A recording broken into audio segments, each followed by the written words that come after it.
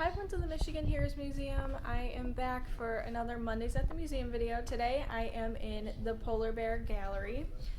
So what most people don't know about the polar bears is that the majority of those veterans are from the Detroit area, and they served in the northern part of Russia in very cold conditions. Some temperatures were reported as low as negative 60 degrees by veterans. So today I will be talking about Cleo Colburn. He is right here. So I will get started on that. Alright, so Cleo was born in 1895 and was a part of the U.S. Army, and he served in Archangel, Russia in September of 1918, and he later got pneumonia and was sent on sick call, and then later went to the American Red Cross Hospital in Archangel and was not expected to live, and ended up living and then returning back to Fruitport where he was from. So that was a little bit about Cleo. So here again is his showcase. So I will go talk about the next thing. Alright, so the next thing I'm going to talk about is when you first walk into the museum, you will see our polar bear, Sasha. And he, when he was 2 years old, was at the Detroit Zoo and was in a love triangle and was mauled by a bigger bear and was later given to the Polar Bear Regiment in Detroit. And he stayed there for a few years, and just recently, within the past few years, the Polar Bear Regiment from Detroit donated it to us, and so now he hangs out right when you walk in. So I think that this is just something neat to add, and I kind of like the story of how he came to the museum. So I'm going to go to our next thing.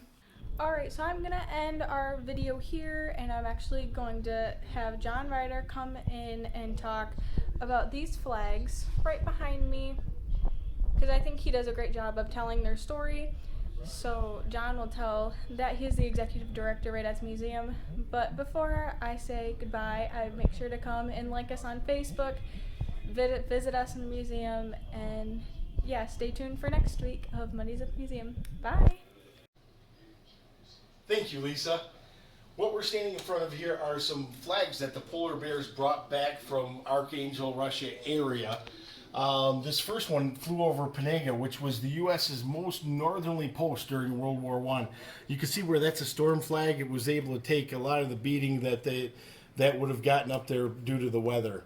The next flag that I'm going to talk about was the Onega flag, one of the two Onega flags we have, and you can see where that one there was weather whipped and torn, and it served up there for 30 days.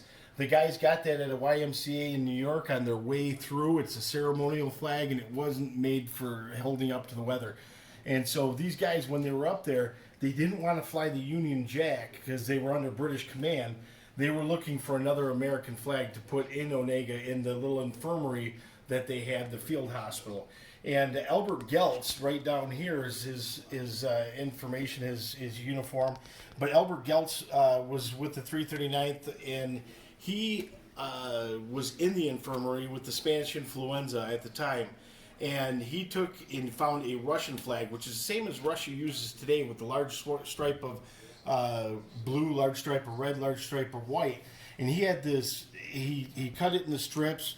He had the surgeon sew that up, and he painted the 48 flags on it, and they hung that inside the infirmary, so that way they didn't have to fly the Union Jack.